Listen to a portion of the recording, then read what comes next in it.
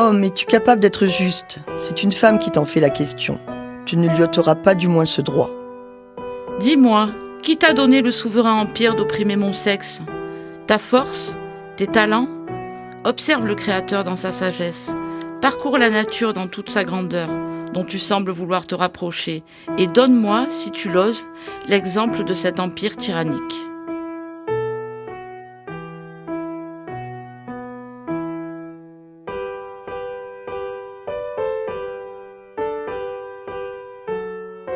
Les mères, les filles, les sœurs, représentantes de la nation, demandent d'être constituées en Assemblée nationale.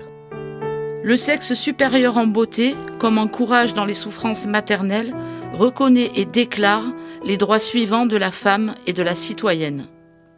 La femme naît libre et demeure égale à l'homme en droit. Les distinctions sociales ne peuvent être fondées que sur l'utilité commune.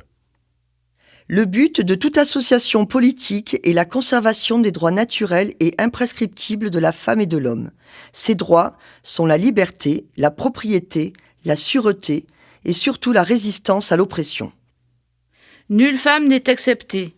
Elle est accusée, arrêtée et détenue dans les cas déterminés par la loi.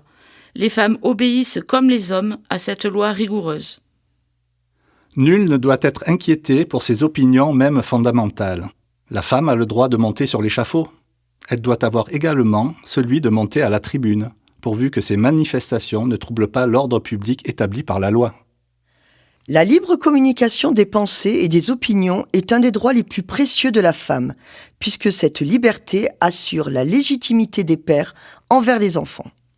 Pour l'entretien de la force publique et pour les dépenses d'administration, les contributions de la femme et de l'homme sont égales. Elle a part à toutes les corvées, à toutes les tâches pénibles. Elle doit donc avoir de même part à la distribution des places, des emplois, des charges, des dignités et de l'industrie.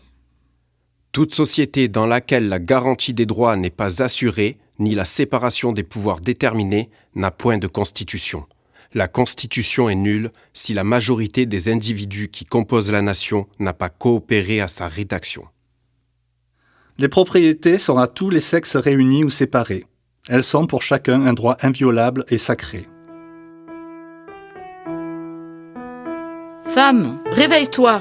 Le tocsin de la raison se fait entendre dans tout l'univers. Reconnais tes droits.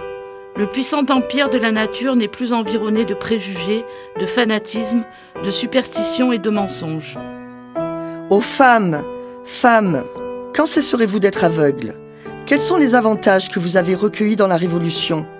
Un mépris plus marqué, un dédain plus signalé.